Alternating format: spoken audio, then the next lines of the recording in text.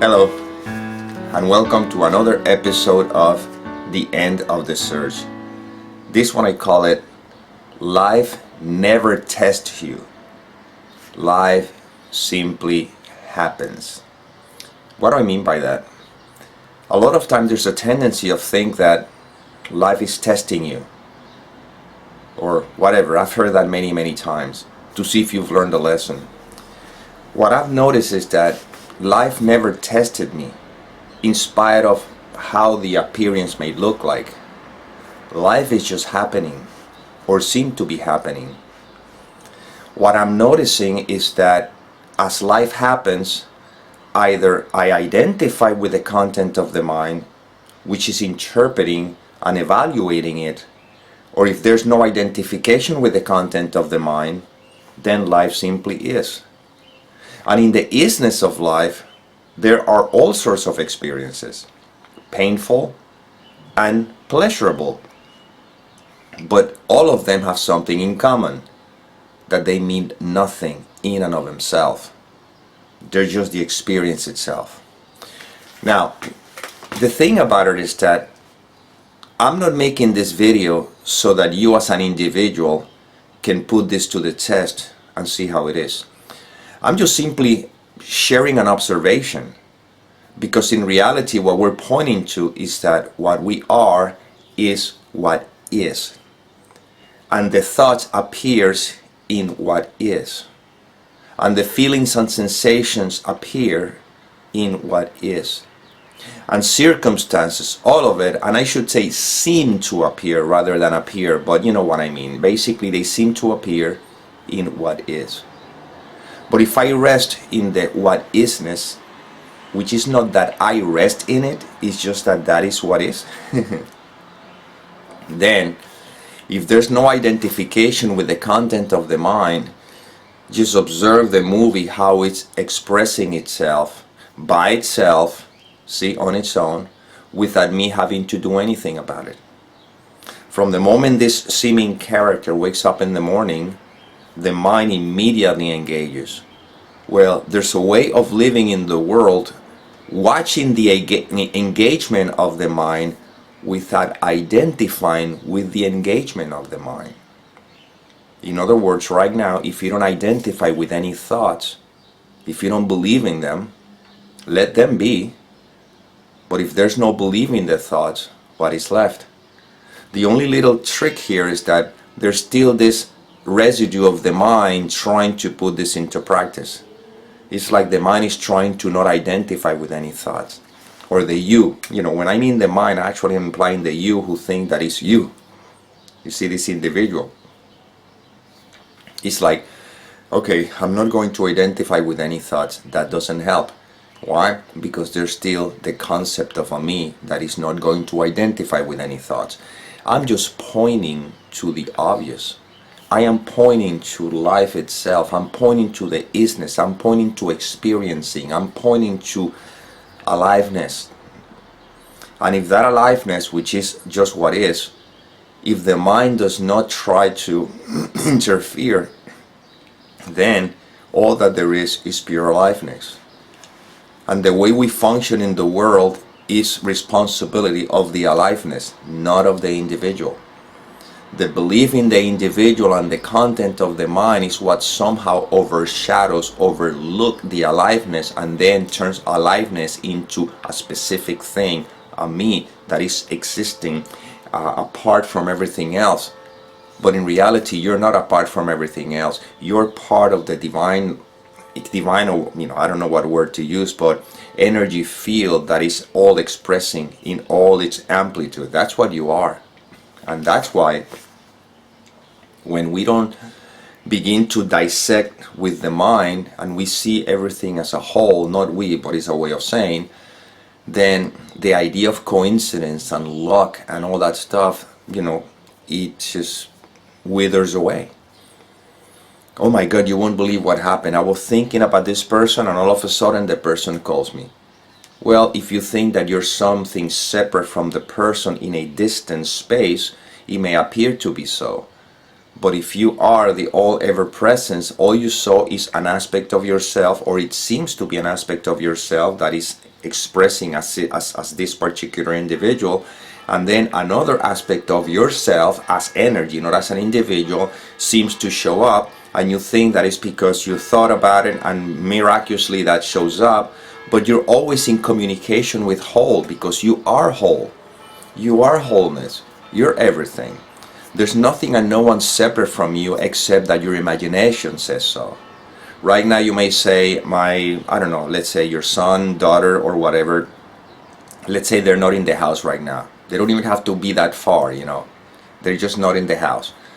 And you think that they're not here. Well, the imagination suggests that there's a you here, that there's a house, and there's these kids that they're, or children or adult or whatever, that they're somewhere else. But that is just the construct of the imagination, because all that there is experience itself, and all you have to do is imagine them right now. And if you just imagine them, believe it or not, they are right here with you. You may not be able to touch them physically, because within the context of the dream, where there's such a strong identification with this seeming individual, it appears that we can touch them and we can feel them. But see, when you're dreaming at night, you feel the same way. At night, when you're dreaming, you can feel the touch of someone. You can feel the presence of that person. You see, in the dream, when you're dreaming at night, same, you feel just as real as you're feeling the experience right now as real. Same thing. It's just that that is one level of the dream within the whole, and this is another level of a dream, you see, of a dream within the whole. It's just that this one at this level appears to be more real. But if you go to bed at night and you're dreaming that you're talking to a friend in Italy, that dream to you, or to the mind that is dreaming the dream, is more real than the actual reality, quote unquote, which is the mind in bed. You see, the mind dreaming the dream believe that this dream is real, and the fact that the mind is in bed, that is no longer real. Well, right now we believe this level of the dream is real, and whatever we dreamt last night is not real. See, it's an interchange, so to speak. But both the seeming dreaming that I had at night and the dream that is taking place right now, they both are seemingly happening in the isness, you see. And the only thing that does not allow for that isness to become obvious is the conceptual mind with its evaluation and interpretation, beginning with the evaluation and the interpretation, me, separate entity, you see. But when you just simply drop all of that, all that there is the experience itself. Seeing happens, hearing happens, sensing happens. All it happens in you, but not in you as individual, which is just some conceptual mind, in you as wholeness. And consequently, wholeness implies that you and me are one and the same. There is no difference. You see, there's a quote in the Bible when Jesus says, I and the Father are one. Now, conceptually cannot be understood, because there's a tendency of thinking that the person Jesus is telling another person that I and the Father are one. But we can look at it this way. All that there is the field of energy. That field of energy is considered the Father. You see? Wholeness. That's it. In that field of energy, the energy somehow contracts itself and appears as a thing. It's called, in this case, a body, which is called Jesus. See, the field of energy still there, and that body called Jesus, which is just a shape by the field of energy, is still the field of energy, you see. And then there's a you who appears also within the field of energy. So as you can see, the field of energy is actually the raw material for the body called Jesus and the body called you, but it's the same field of energy. And the field of energy is the Father. So the field of energy, which is the Father taking the shape of a Jesus, and the field of energy, the shape of a Father taking place of a you, when the field of energy tells the other field of energy, you, me, and the field of energy, Father, are one, now it makes perfect sense. That's why you are not separate from me. Only when the conceptual mind appears to see a body because you identify with the body. Yeah, this is who I am, and that's who you are. We're separate. Because that mind is overlooking the fact that we are. And by the way, when I mean mind, is a thought. So there's not a case of this here is not a mind. This is all part of the projection. It's just the limitation of words, and we sometimes try to use words to describe something. But in the end, every time I say mind, I'm just simply saying thought. You see, without the thought, there's no mind, there's what is. But that thought is what appears, so that the idea of evaluation and interpretation and translation appears. Without it, there's nothing. When you're dreaming, for example, all that there is you, right? And then a thought appears in you, and that thought is what it has the capacity to look at a dream, to perceive, to separate. Well, that thought is what is referred to as mind, you see. But in the end, there is no mind. All that there is what is. And right now, the closest we can point to, which is an experience that you can have, is that if you don't identify, if you don't believe any of your thoughts, just don't believe them. Again, you think that it's you that is not believing them, but again, I'm doing the best I can. If you don't believe in any thoughts, not even the thought you who think is believing them, but again, if you don't believe in any thought, at least the direct experience of not believing any thoughts, of not identify with any thoughts, is the field that we're pointing to.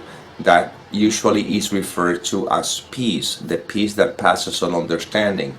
You can label it love, you can label it essence, you can label it whatever you want, but just putting it a label, it's already a distraction. Because right now, can you say that you're not? Can you not? Can you say that you are that you're not existing? Can you say that you are, that you're not? No, you sense that you are. The problem is that you sense that you are something. That's where the problem comes in. And that something is the one that can relate to other some things. In this case, your children, if you have them, or whoever that is not in your room right now, that you think that you can relate to that, but it's all a product of the imagination. All that there is isness. This is it. This is nothing you can talk about. This is just living your life regularly, normally, like everybody else, just knowing that you are. Most people think that they are someone. Now you know that you simply are. And you still relate to those seeming others, but with a different mentality. You still function in the world the same. Nothing is going to change necessarily, except the way you look at things, and consequently, that's how you live happily ever after. There's no ever after. It's just this experience, direct experiencing. Happily doesn't mean you'll be laughing all the time and the pleasure. No, happily is just a state of mind in which you're not affected by the content of the dream. You can see the dream as a dream. That's the difference. And it's not a conceptual understanding. It's the obvious right now, right this moment. Drop all don't identify with any thoughts, you know. And what is left? You see, what is left is beingness. And this is what is always.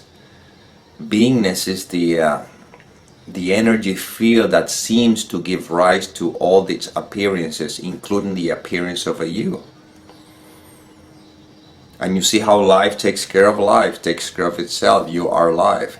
Now you may say, oh, that means that I don't have to worry about paying the rent because life takes care of itself. We're not talking about details. We're talking about the nature of what you are. If rent is supposed to be paid, rest assured that rent will be paid whether you work for it or somebody gives you the money. It doesn't matter. And if rent is not supposed to be paid, rent will not be paid. And the mind goes, but if it's not paid, what's going to happen to me? You see, these are thoughts. These are thoughts. The best I feel is just to live in the recognition that I know nothing. I don't know. I don't know what is the next word that is going to come out of my mouth. I don't know what is the next thought that is going to appear. I don't know what is the next thing that I'm going to find myself doing. I don't know anything. All I know is that I am. Life is. End of story. That's it. And the invitation in this video is to rest in this. And you trust. You see how life unfolds. He has given you everything that you need up to this point. Why would you think He wouldn't give you whatever you need from this point forward? But you see, the thing is that there's no point forward. That's the point. There's no point forward. All that there is life. Right now. Filled with surprise. It's all a mystery. I don't need to know anything. And when you see goals and ambitions and all these thoughts and desires happening, that's fine. Just let them be. Enjoy them. And if you're supposed to pursue any of those things, you'll find yourself doing it. But now you're not doing it from the perspective of an individual that is trying to achieve anything. You see it as an expression of life through you. Hey, life wants to do this. Now life wants to do that. But it's all impersonal. You're resting in the easiness. And you will see the world differently. I mean, everybody will see it just as you. The only thing is that everybody's so attached to their stories and the concept that I am, and then reacting to the world. You still see the same images. The difference is that you're not allowing the story to color them up. You see just things as they appear. And in that sense, you realize that life never tested you. You are life. Life is simply unfolding. It's just expression, spontaneous. And if something happens that you feel, oh man, life is testing me over here, you realize, no, life was not testing me. That is just a seeming happening, and the mind interpreted as a testing. If you take away the thought, life is testing me, then what is left? Just pure experiencing. Well, this is the inspiration that came through this instrument. I hope it served. And as always, may peace permeate the mind so that love can be extended.